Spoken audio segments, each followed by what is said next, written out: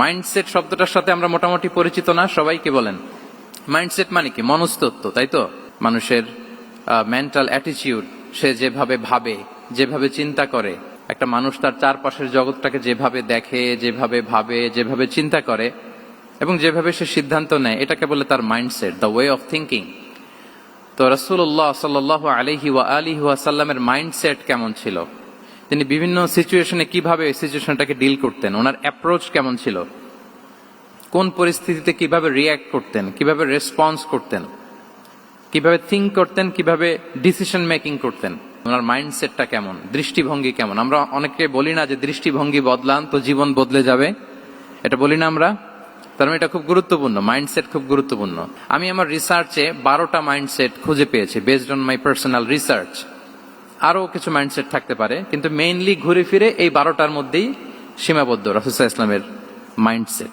প্রথম হচ্ছে god centric mindset, 2 নম্বরে ভিশন ওরিয়েন্টেড, 3 নম্বরে উইজডম ড্রিভেন, 4 নম্বরে রিফর্ম সেন্ট্রিক, 5 নম্বরে ওপেন মাইন্ডেড, 6 নম্বর এন্টারপ্রেনাল, 7 নম্বর কনসিডারেট, 8 নম্বর ট্রান্সপারেন্ট, 9 নম্বর এপ্রিসিয়েটিভ, 10 নম্বর হচ্ছে ফ্লেক্সিবল, 11 নম্বর অপটিমিস্টিক, 12 নম্বর হচ্ছে রেজিলিয়েন্ট। এই 10টা mindset based on my research, আমার ক্ষুদ্র গবেষণা আমি খুঁজে পেয়েছি যে রাসূল সাল্লাল্লাহু আলাইহি ওয়াসাল্লাম এই ধরনের মানসিকতার অধিকারী ছিলেন, এই অ্যাপ্রোচের অধিকারী ছিলেন।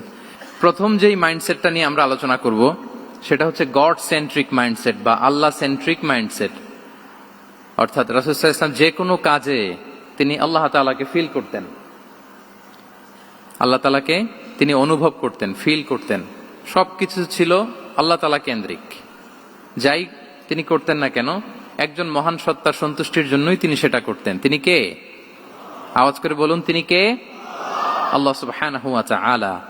তার সন্তুষ্টির জন্যই তিনি সবকিছু করতেন এবং সব সময় তিনি এটা ফিল করতেন যে আমার আসল ভরসা স্থল হচ্ছে আল্লাহ তাআলা। আল্লাহকেই তিনি ওনার নিজের অভিভাবক হিসেবে সবসময় চিন্তা করতেন এবং তার দয়ার পরশেই যে আমরা বেঁচে আছি, তিনি যে আমাকে আগলে রেখেছেন, সার্বক্ষণিক এটাকে মনের মধ্যে ধারণ করা, সবসময় এই চিন্তাটা ভেতরে লালন করা, এটাকেই বলে গড সেন্ট্রিক মাইন্ডসেট বা আল্লাহ সেন্ট্রিক মাইন্ডসেট।